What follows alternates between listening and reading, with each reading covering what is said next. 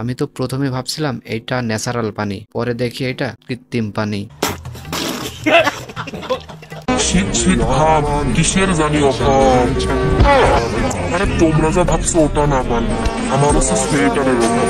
আপনি না বললেও আমার অডিয়েন্স কিন্তু বুঝে গিয়েছে আপনার শীতে কম্বল গরম করার জন্য একটা জামাইয়ের অভাব। আমি কিন্তু 1 বছরের মধ্যে বাড়িতে বাচ্চার কান্নার আওয়াজ শুনতে চাই। বলেন কি? ঠিক আছে মা, তাহলে কিন্তু প্রতিদিন রাতে আগে আমার চিল্লানোর আওয়াজ শুনতে হবে আপনাকে।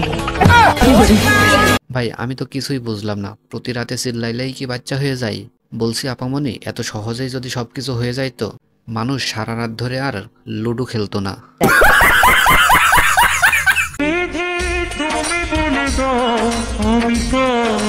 দরকার হলে 203 হব, তারপরও বিয়ে করেই ছাড়বো।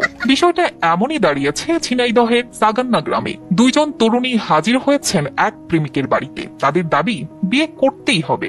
ভাই ছেলেটা এমন কি দেখাইলো যার জন্য 2টা মেয়ে ওর জন্য পাগল হয়ে গিয়েছে? আমার তো মনে হয় ভাইটির বাড়ি নাইজেরিয়াতে, তাছাড়া তো 2টা মেয়ে পাগল হওয়ার কথা না। এদিকে গবেষণায় জানা গিয়েছে মেয়েরা পুচকা খাওয়ার সময় যত বড় হা করে তাতে পুচকা নয় টাইটানিক জাহাজও ঢুকে যেতে পারে। ভাই মেয়েদের কাছে তাহলে একটু সাবধানে যাইয়েন, তা না হলে আপনার ওইটা সহ আপনাকেও গিলে খেয়ে ফেলবে।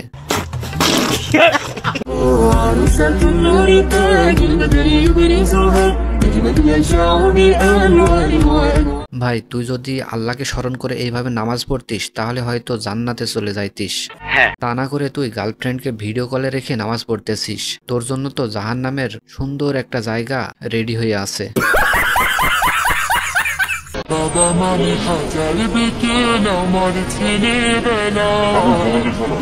নিঃসন্দেহে তুই ঠিক কথা বলেছিস।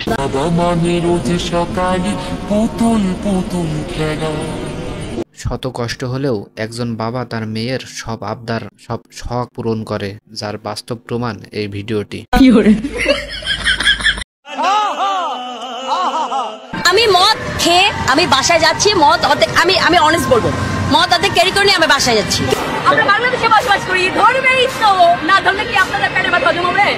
আমরা বাংলাদেশে আসলে আপুটি মনে হয় আবাসিক হোটেলের অনেক বড় একজন বিজনেসম্যান।